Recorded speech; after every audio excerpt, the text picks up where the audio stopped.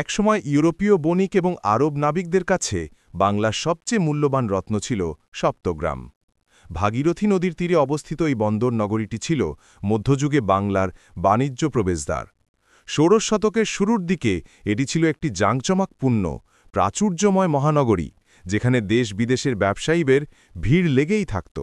এর সম্পদ আর জৌলুসের খ্যাতি ছড়িয়েছিল পৃথিবীর বহু দূর প্রান্তে। কিন্তু রহস্য এখানেই, এই অজেয় বন্দর নগরীটি মাত্র কয়েক দশকের মধ্যে জনশূন্য হয়ে বিলীন হয়ে গেল, যেন এক জাদুকরের জাদুতে শহরটি মাটির নিচে হারিয়ে গেল।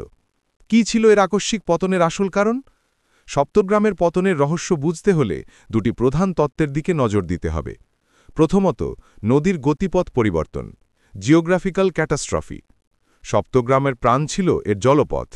এই বন্দরটি সরস্বতী, যমুনা এবং ভাগীরথী এই তিনটি নদীর সংযোগস্থলে অবস্থিত ছিল, যা একে বঙ্গোপসাগরের সঙ্গে সরাসরি সংযুক্ত করত।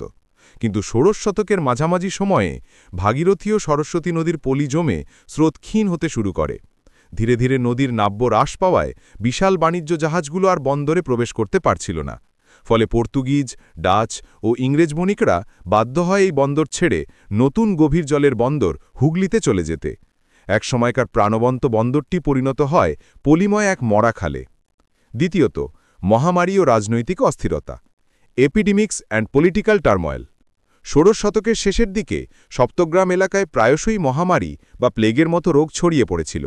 অস্বাস্থ্যকর পরিবেশ এবং ঘনবসতির কারণে দ্রুত এই রোগ ছড়িয়ে পড়ায় বহু মানুষ মারা যায় এবং অনেকে জীবন বাঁচাতে শহর ছেড়ে পালিয়ে যায়।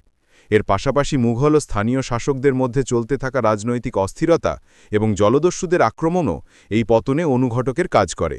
যখন বাণিজ্য চলে গেল এবং জনজীবন বিপর্যস্ত হল, তখন একসময়কার সমৃদ্ধ রাজধানী পরিণত হয় এক নীরব ধ্বংসস্তূপে। ইতিহাসের এক বিস্ময়কর ট্র্যাজেডি এই সপ্তগ্রামের পতন। একসময়কার গুরুত্বপূর্ণ বাণিজ্য কেন্দ্রটি এমনভাবে হারিয়ে গেল যে আজ তার অস্তিত্ব কেবল ভগ্ন ইটের স্তূপ আর স্থানীয় নথিপত্রে। সপ্তগ্রামের এই আকস্মিক বিলুপ্তি আমাদের দেখায় যে প্রকৃতি, বিশেষ করে নদীর গতিপথ, কতটা শক্তিশালী। এটি কিভাবে মুহূর্তের মধ্যে একটি উন্নত সভ্যতাকে ইতিহাস থেকে মুছে দিতে পারে।